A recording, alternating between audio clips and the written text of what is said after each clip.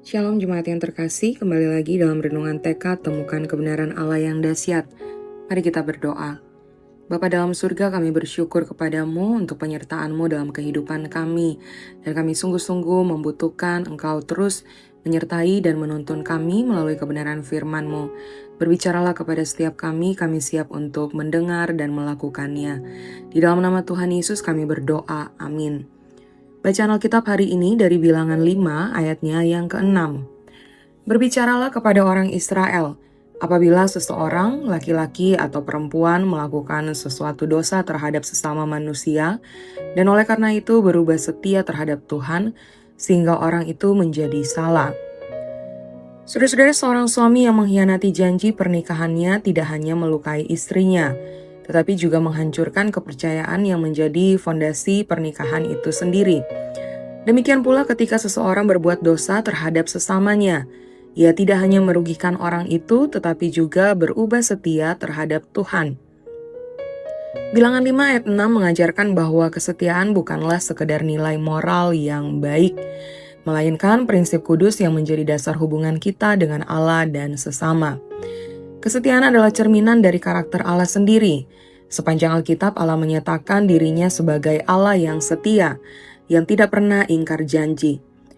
Karena kita diciptakan menurut gambarnya, kesetiaan menjadi tuntutan moral yang melekat pada diri kita sebagai umat perjanjian. Bilangan 5 ayat 6 dengan tegas menghubungkan dosa terhadap sesama dengan ketidaksetiaan terhadap Tuhan. Setiap tindakan tidak setia dalam hubungan horizontal adalah pelanggaran vertikal kepada Allah. Ketidaksetiaan bukan hanya persoalan pribadi, tetapi merusak tatanan komunitas dan hubungan dengan Allah. Ayat ini mengingatkan bahwa tidak ada dosa yang bersifat pribadi, dalam arti hanya mempengaruhi diri sendiri. Setiap ketidaksetiaan menimbulkan luka, merusak kepercayaan, dan menciptakan ketidakharmonisan dalam komunitas umat Allah. Lebih dari itu, ia mencemarkan kekudusan umat yang dipanggil untuk menjadi miliknya yang istimewa. Allah tidak membiarkan ketidaksetiaan berlarut-larut tanpa penyelesaian. Ayat 7 melanjutkan, haruslah ia mengakui dosa yang telah diperbuatnya itu dan mengganti kerugian itu sepenuhnya. Ada jalan pemulihan yang Allah sediakan, pengakuan dosa dan penggantian kerugian.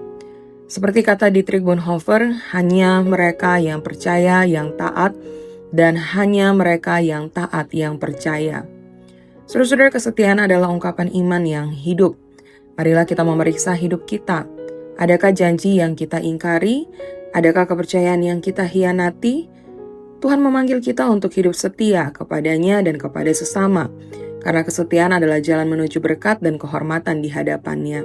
Mari kita berdoa. Kami bersyukur karena kami punya Allah yang setia, bahkan di tengah-tengah ketidaksetiaan kami, Engkau tetap setia. Ajar kami ya Tuhan, untuk kami juga boleh terus belajar, terus dituntun oleh Engkau sendiri, supaya kami menjadi anak-anak Tuhan yang tetap setia sampai pada akhirnya. Terima kasih untuk firman-Mu, ini doa kami, di dalam nama Tuhan Yesus kami berdoa, amin. Selamat melakukan kebenaran firman Tuhan yang dahsyat, Tuhan Yesus memberkati.